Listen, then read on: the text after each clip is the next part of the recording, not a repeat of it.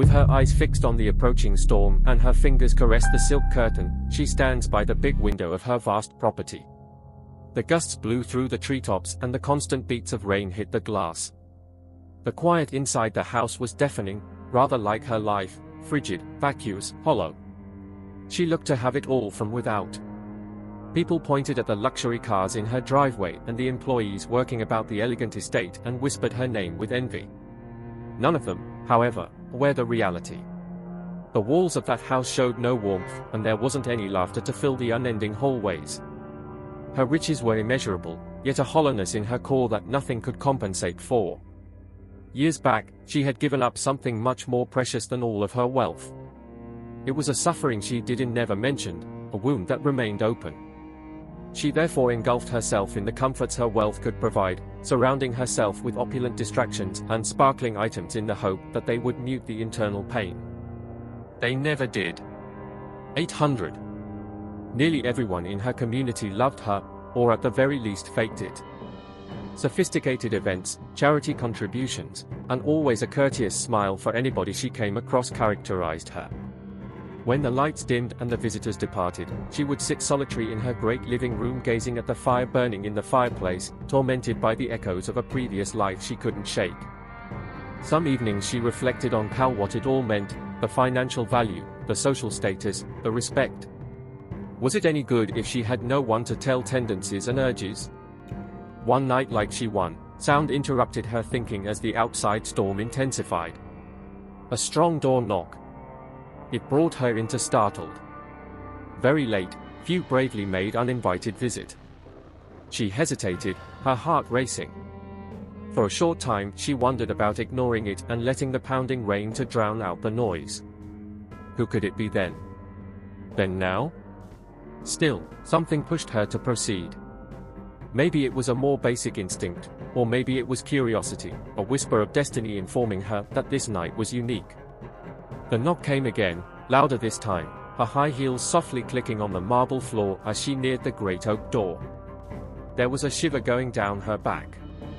She unlocked the large door and yanked it open with a deep breath. What she saw left her speechless. Standing in the storm, a stranger rose from there.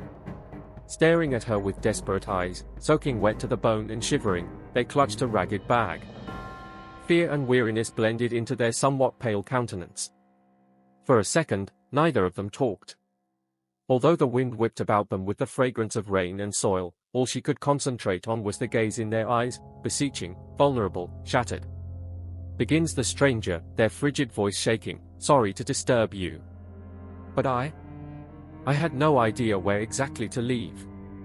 The widow reacted not at once. Studying the number before her made her heart race. She felt as if she couldn't spot something regarding their nature. She stepped aside and gestured for them to come in against her best judgment. The stranger paused for a second, as though in uncertainty of whether to believe her, but the rain gave them no choice. Dripping water onto the spotless floor, they entered and gently said, "Thank you." Leading them toward the living area, she had many queries circulating in her mind. This person, whoever she was. Why did she think they were meant to meet, and why had she felt a somewhat strong attraction toward them to come to her, of all people? She gave the stranger a blanket and watched as they wrapped it against themselves while the fire flickered against the walls and created long shadows. They appeared weak under the weight of the world on their back. She thought about telling them to leave for a second. At the end of the day, she didn't know their identity or what problems they could cause. Still, she was stopped. Perhaps it was the solitude she perceived in their eyes, loneliness that reflected hers. The stranger eventually spoke once more, their voice hardly over a burrow. "I didn't mean to be nosy. I'm in serious trouble. I had no idea what else I could turn. I guarantee to go as early as I could." She became more interested in nature. She wanted to ask, but held back, so rather allowed them to speak when they would. What sort of problems could drive someone to look for a stranger's refuge? She just nodded for the present and stated, "You can stay here tonight. We will be talking in the morning." She couldn't get rid of the idea that this meeting was not by chance as the stranger whispered her thanks. There was something about it that felt important, as if it were the start of a narrative she still had to grasp. Unbeknownst to her, the choice of allowing that man into her house would alter her life irrevocably. All she thought she knew about wealth, her past, and herself would soon be thrown upside down. That stormy evening started everything. She heard a bang at her front door. Slowly goes the night. Staring at the elaborate ceiling above her, the widow lay in her grand four-poster bed. Though it was the unknown person who kept her awake, she could yet hear the hushed pitter of rain against the windows. Something about their quick arrival disturbed her. She attempted to bring their face, the way their voice quaked, the way their eyes avoided hers like they would cover a secret. Though she couldn't quite comprehend it, it roused something profound inside her, something she had not sensed in quite a while. Her own life, the one everyone desired, came to be in her head. From all evidence, she had everything somebody might ask for. Left her an empire, properties, companies, and enough money to guarantee she would never have to work. Her home, a work of art, boasted chandeliers that glittered like diamonds as well as rooms full of top-quality artwork and decor. Down to the marble floors and gold-trimmed mirrors, every feature hollered luxury. But none of it brought her joy. The mansion, despite its grandeur, was suffocatingly quiet. The staff, though polite and efficient, weren't companions, they were employees. She had no one to share her meals with, no one to confide in during sleepless nights. Even the laughter she used to hear at her parties had faded, a social circle had thinned over the years. Some moved on, others showed their true colors, and a few simply lost interest once they realized her wealth didn't mean she was endlessly entertaining. Her wealth had built a wall around her. It protected her, yes, but it also isolated her. People saw her as untouchable, as if she existed in a world separate from theirs. They admired her from afar but never dared to get too close. Perhaps they thought she preferred it that way, or perhaps they simply didn't care enough to try. Either way, she had grown used to the solitude. She told herself it was better this way, less risk, less pain. But deep down, she knew it wasn't what she truly wanted. Her thoughts wandered further, back to her husband. He had been her anchor, her partner in every sense of the word. They built their life together, shared dreams and secrets, and planned for a future that never came. His sudden passing had left a hole in her heart, one she had tried to fill with possessions, trips, and endless distractions. None of it worked. And so, she stopped trying. She withdrew into herself, focusing only on maintaining the life they had built, even if it felt hollow without him. As dawn broke and light filtered through the heavy curtains, she forced herself out of bed. The stranger was still asleep in one of the guest rooms, and she decided not to disturb them. Instead, she busied herself with her morning routine, tea in the garden, a quiet stroll along the manicured paths. But the questions lingered in her mind. Who were they? What were they running from? And why did she feel such a strong pull to help them, despite knowing nothing about them? By mid-morning, the stranger had finally woken. They emerged from the guest room looking better than they had the night before, though still weary. Their clothes were dry now, though rumpled, and their eyes carried the weight of someone who hadn't known peace in a long time. The widow watched as they cautiously made their way to the dining room, where she had asked the staff to prepare breakfast. "Did you sleep well?" she asked, her tone calm but curious. The unknown person nodded. "Yes, thanks." Their voice now steady but still slightly uncertain. "I really am unsure of how to thank you for letting me remain." The widow reflected on them for a moment. Close up, their face showed evidence of difficulties, dark circles under their eyes, little stress lines around their mouth, though they appeared still more youthful than she had thought. Whoever they were, their life had obviously been a lot event. She merely answered, "You seemed like you could use some help." That was all the rationale I wanted. The foreigner gazing down at their supper plate, their face relaxed. "Few people would behave as you did. Many would have sent me away." "Perhaps," she mused. "But I do understand being lost. Not have anyone to go to." The stranger appeared to be moved by her words. For a second, they said nothing. It was as if they were weighing whether to answer. At last, they shook the quiet. I'm uncertain about exactly how much should be said. I don't need to involve you. Gently the widow responded, you have already done, hence shocking herself with her frankness. You appeared at my front door in the middle of the night. Any problems you have are already present. The stranger looked up at her, their eyes filled with a mixture of gratitude and hesitation. It's complicated. I'm not running from the law or anything like that. It's just, I've made some mistakes. And there are people who would do anything to make sure I pay for them. People? She pressed, her curiosity growing. What kind of people? The stranger hesitated again, their hands tightening around the edge of the table. Powerful people. People who don't care who gets hurt, as long as they get what they want. The widow frowned. What do they want from you? The stranger shook their head, their voice barely above a whisper. Everything. Their answer sent a chill down her spine. She wanted to ask more, to understand the full story, but something in their expression stopped her. Whatever they were running from, it was clear it terrified them. And yet, despite the danger they hinted at, she didn't feel afraid. Instead, she felt an overwhelming need to protect them, to give them the safety they so desperately needed. You don't have to tell me everything right now, she said softly. But know this, you're safe here. Whatever happens, I'll do what I can to help you. The stranger's eyes filled with something she hadn't expected, tears. They quickly looked away, but she had seen it. For the first time in years, someone had offered them kindness without asking for anything in return. It was a feeling they weren't used to, and it shook them to their core. As they sat in silence, the widow realized something profound. This person, this stranger who had stumbled into her life, wasn't just seeking shelter from the storm outside. They were seeking refuge from a far greater storm, one that had been raging in their life for far too long. And for reasons she couldn't yet explain, she felt certain that helping them was the right thing to do, even if it meant risking everything she had. The day unfolded quietly, but the stranger's presence lingered in every corner of the widow's mind.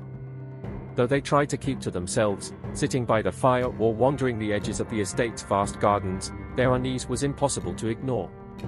The widow watched them from a distance, her curiosity deepening. What could have driven someone to seek refuge with a stranger in the dead of night? And why did she feel such a strong urge to uncover the truth? By evening, she decided it was time for answers. Over dinner, she gently pushed for more details. The table was large enough to seat 20, but tonight, it held only the two of them. The flickering candlelight reflected off the silverware, casting a warm glow in the otherwise cavernous dining room. You mentioned this morning that people are after you, she began, her voice calm but firm. What exactly does that mean? Who are these people? The stranger hesitated, their fork hovering over their plate. For a moment, it seemed like they might deflect the question again, but something in the widow's steady gaze convinced them otherwise. They set the fork down and folded their hands, their shoulders sagging as though the weight of their story had finally become too much to carry alone. I wasn't always like this, they began softly, their eyes fixed on the tablecloth. I used to have a good life, a stable job, a small apartment, friends who cared about me. Nothing fancy, but it was enough. Then, everything fell apart. They paused, as if trying to find the right words to explain. The widow waited patiently, her hands resting lightly on the edge of the table. It started with a bad decision, the stranger continued. I trusted the wrong person. They offered me an opportunity that seemed too good to pass up, an investment, they called it. They said it would change my life, and I believed them. I put everything I had into it, my savings, my security. But it was all a lie. A scam. The widow's heart tightened. She knew the feeling of betrayal all too well, though she kept that thought to herself. When I realized what had happened, it was too late, the stranger said, their voice trembling. The money was gone, and so was the person who took it. I thought that was the worst of it, but then the threats started. Calls, letters, people showing up at my door. They said I owed them money I never even borrowed. At first, I didn't understand, but then I found out, The person who scammed me had borrowed from dangerous people, using my name. Now they're gone, and I'm the one left to pay the price. The widow felt a chill run through her. And these people, they are still after you? The person nodded, hands clenched in their lap. I've done everything, concealing, running, even asking them to offer me more time. Nothing is operating. They want their money, then they could not care about me. The widow sat back, her head racing. The story was terrible, it rationalized the fear and desperation she had observed in the eyes of the stranger. However, it also begged more questions. Why had destiny led this person to her? What is she to do next? At last, she said, her tone constant. Nothing should be done. The unfamiliar person stared startled at her. You don't even know me. Why would you care, then? The widow paused, she picked her words cautiously. Because I've been where you are. Though not quite so, I know what it means to feel incapacitated and to have everything you've worked taken away. Knowing how much it means when someone offers a hand to help also helps. The stranger smiled slightly for the first time, not quite in their eyes. Thanks, they whispered. Without your compassion, I have no idea what will result. The widow did not respond right away. She was already considering helping alternatives. She didn't realize how much the choice she was going to make would affect her future. The widow could not get the stranger across line after line from her thoughts over the following few days. Every time she went by the empty ballroom, grand staircase, or glittering chandeliers, she felt reminded of just how different her life was from theirs. She had far more than she could ever need, they had nothing, no security even in a roof over their head. The unfairness of it ate away at her and provoked feelings she had not experienced in years. Sitting one evening in her own study, she discovered she was gazing at a framed photo on her table. Taken during their youth, it was a photograph of her and her late spouse. They were grinning, relaxed, and optimistic about tomorrow. Building their wealth had been his goal, not for the love of riches per se, but to make a difference, to apply their successes to support people in desperate circumstances. With her own sorrow and loneliness, she had buried that dream under many years. Examining the stranger who slept in one of her guest quarters now revived that dream. Perhaps this was her opportunity to pay tribute to her husband's memory and at last do something of worth. Still, the idea frightened her. For a stranger, assistance would entail exposing oneself to danger and taking chances. It could even entail giving up everything she had tried so much to keep. She decided the next day. The unfamiliar person was discovered seated in the garden, their head turned toward the sun as if attempting to absorb some warmth from the frigid world they had been thrown into.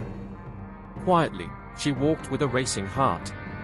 Starting her confident but uncertain speaking, I have been considering your circumstances. And I also want to assist.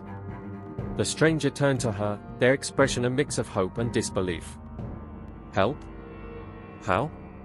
The widow hesitated, knowing the words she was about to speak would set everything into motion. Whatever it takes. Whatever you need to get your life back, I'll do it. Even if it means risking everything I have. The stranger stared at her, their mouth opening slightly in shock. You can't be serious. You don't even know me. Why would you do that? Because I can, the widow replied simply. And because I believe everyone deserves a second chance. The stranger didn't know what to say.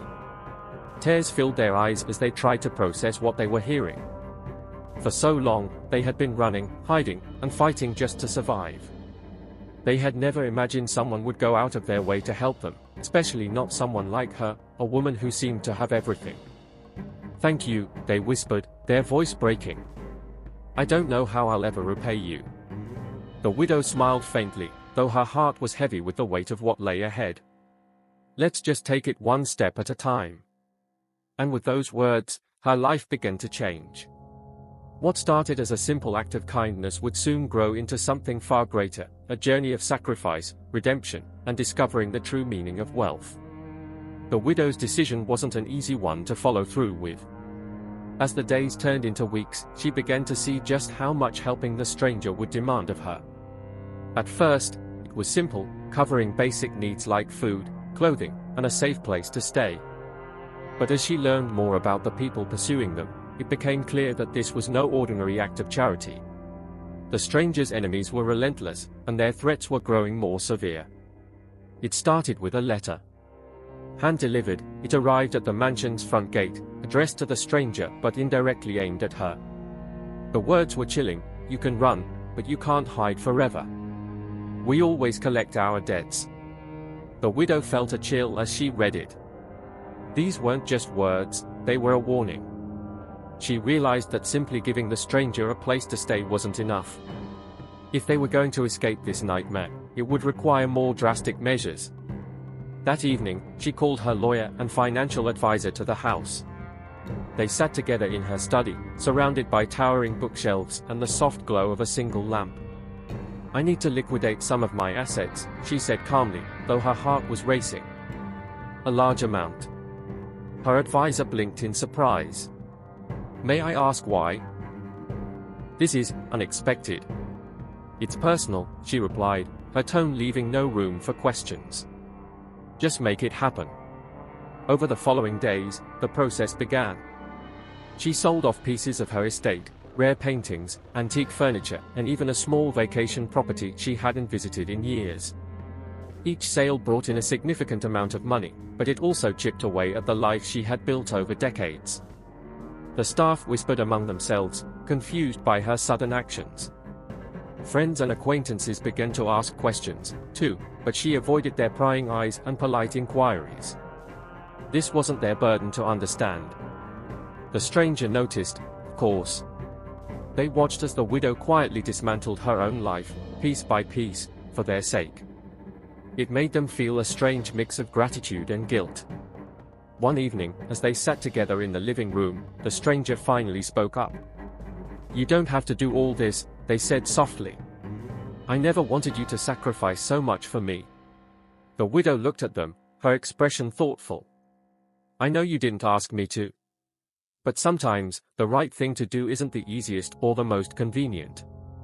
It's the thing that lets you sleep at night." The stranger had no response to that. They could only sit in silence, wondering how they had been lucky enough to cross paths with someone like her. As the weeks went on, the widow's sacrifices grew larger. She sold her prized jewelry collection, a set of diamonds and sapphires her husband had gifted her on their anniversary. Then, she put one of her businesses on the market, a boutique hotel she had inherited but rarely thought about. It brought in a substantial amount of money, enough to cover the debts the stranger owed. But even as she prepared to pay off the dangerous people pursuing them, she knew it wouldn't be enough. Money could solve some problems, but not all. It happened on a cold evening, just as the first hints of winter began to settle over the estate.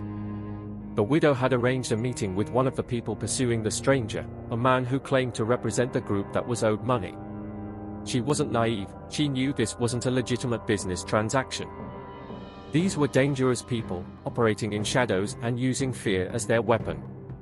But she had no other choice. If paying them off meant the stranger could finally be free, she was willing to take the risk. The meeting took place at a quiet restaurant on the outskirts of town. The widow arrived dressed simply, her usual elegance toned down to avoid drawing attention. The man was waiting for her at a corner table, his face hard and unreadable. He didn't waste time with pleasantries. "You're here to settle the debt," he said, his voice cold. "Do you have the money?" "Yes," she replied, sliding a briefcase across the table. "This should cover everything." The man opened it, inspecting the contents with a sharp eye. After a long moment, he nodded. "This will do. For now." "For now?" she asked, her voice steady despite the tension in the air.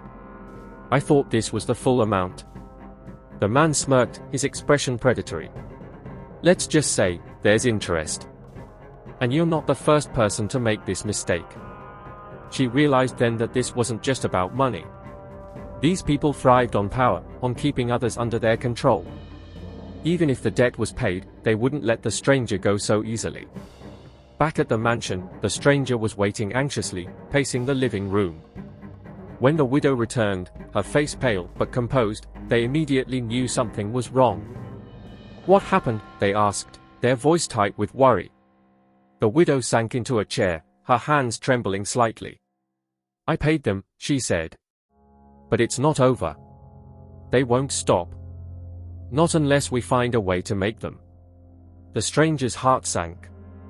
They had hoped, prayed, that this nightmare would finally be over, but it seemed the shadows of their past were determined to follow them. And then, the twist came.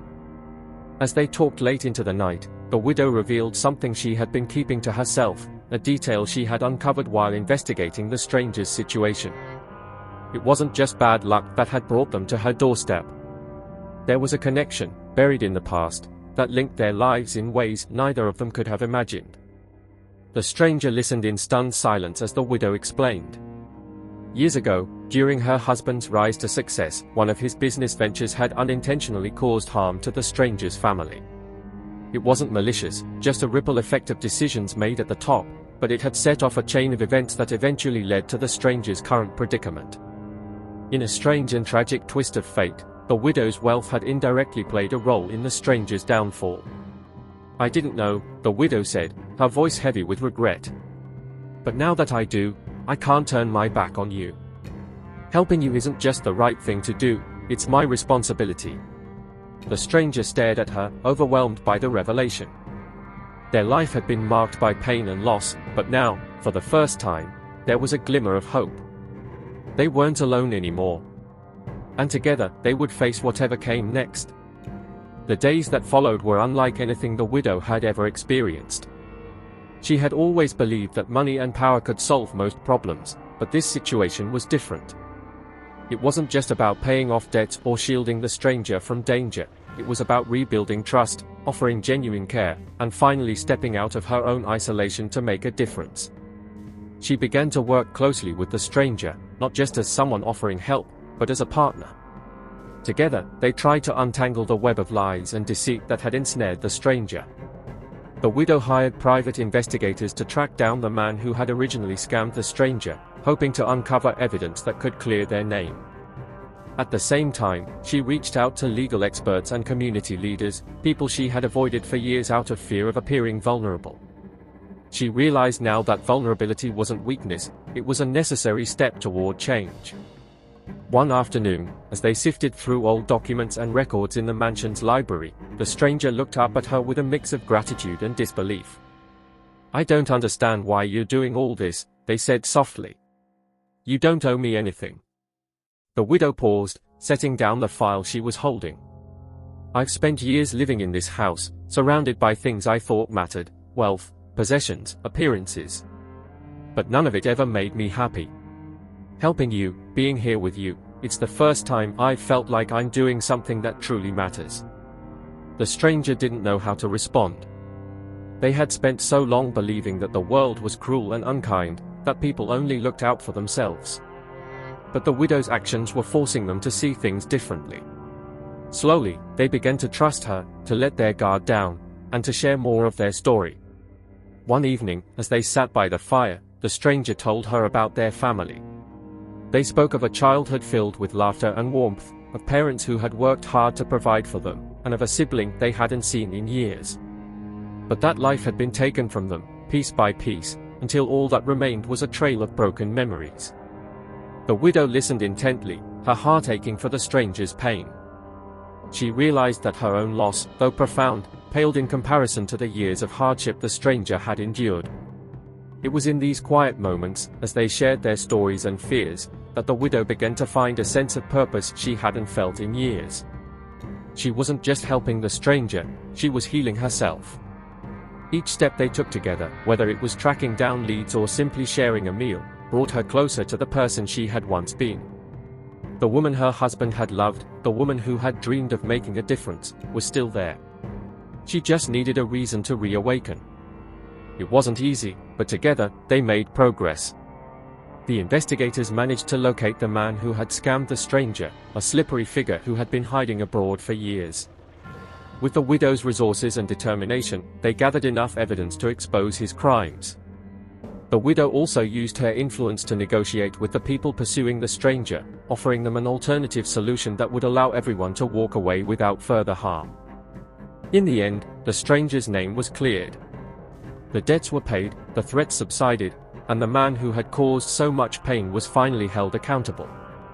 But even as the danger faded, the widow and the stranger both knew that their journey wasn't over. This experience had changed them, binding their lives together in a way that neither could have predicted. The widow's mansion, once a symbol of isolation and excess, began to take on a new meaning. She opened its doors to others in need, using her wealth and influence to create a safe haven for those who had nowhere else to turn. The stranger stayed by her side, becoming a trusted ally and friend, helping her run the new operation and offering their own story as proof that kindness could change lives. One evening, as they sat on the mansion's front steps, watching the sun set over the sprawling gardens, the stranger turned to the widow with a smile. "You've given up so much for me," they said. "Do you ever regret it?" The widow shook her head, her gaze steady as she watched the golden light fade into the horizon. "No," she replied. "For the first time in years, I feel like I'm truly alive. I thought I had everything, but I was wrong. Wealth isn't about money or possessions, it's about the lives you touch, the people you help. And thanks to you, I've finally learned that." The stranger didn't say anything, but their smile deepened. In that moment, they both understood that their paths had crossed for a reason. They had saved each other, in more ways than one. As the days turned into months and the months into years, the widow's mansion became a beacon of hope in the community. People spoke of her not as a wealthy recluse, but as a woman who had used her fortune to change lives. And though her sacrifices had been great, she never once looked back with regret. For in losing everything she thought mattered, she had found something far more valuable, a life filled with purpose, connection, and love. The widow's narrative became folk tales in the community over the years. The one-time quiet and aloof woman now represented bravery and selflessness.